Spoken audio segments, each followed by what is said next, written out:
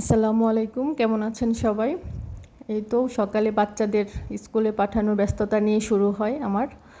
বাচ্চারা স্কুলে চলে গেছে, তারপরে তো রিল্যাক্সে নাস্তা করে নিলাম। ছোটো মেয়েটা ঘুমিয়ে আছে। আমি রান্না করতে চলে আসলাম দুপুরের।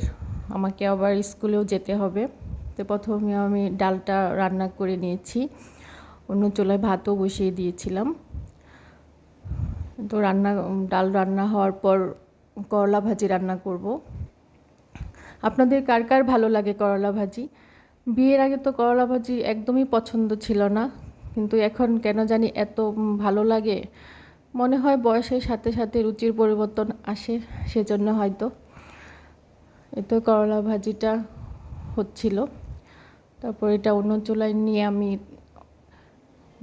আরেকটা পাতিল বসিয়েছি, গরুর মাংস রান্না করব। তো গরুর মাংসের রান্নার জন্য আমি তেল,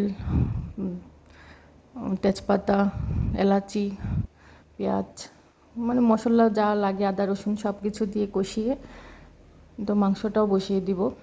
কিন্তু হয়েছে এটা কি, মাংস ফ্রিজে রাখার পর সব আমার তেল হয়ে গেছে, বুঝি না আপনাদের সাথেও কেমন হয়? সব কিছু মানে অনেক তেল হয়ে গেছে। আর একটু পরে দেখে আসলাম বাইরে রোদ, এখন আবার দেখি গুড়ি গুড়ি বৃষ্টি পড়ছে। তারপর তেল হয়েছে, কি আর করার, ফেলে দিইনি। আমাকে বেশি দিন হয়নি, ঈদ গেছে, চর্বি সহই রান্না করে ফেলি। তো চর্বি সহই আমি রান্না করেছি। না, এদিকে আমার করলা ভাজিটাও হয়ে গেছে। কিন্তু মেয়ে উঠে গেছে ঘুম থেকে, তারপরে ওকে গোসল করাবো, সাথে একটু দুষ্টামি করছিলাম।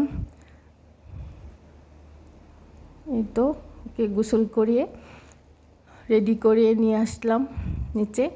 আমিও রেডি হয়ে বের হয়ে গেলাম, ফাঁকে মেয়েকে খাইয়ে নিয়েছি। এই তো আল্লাহর নাম নিয়ে বের হয়ে গেলাম রাস্তায়। কিন্তু মেয়ের স্কুলে চলে আসছি। আজকে আর নামি নাই, বাইরে প্রচণ্ড রোদ ছিল। আর ছোটো মেয়েটাও গাড়িতে ঘুমিয়ে গিয়েছিল, ওর বাবা যেয়ে নিয়ে আসছে। তারপর ছেলেকেও নিয়ে নিলাম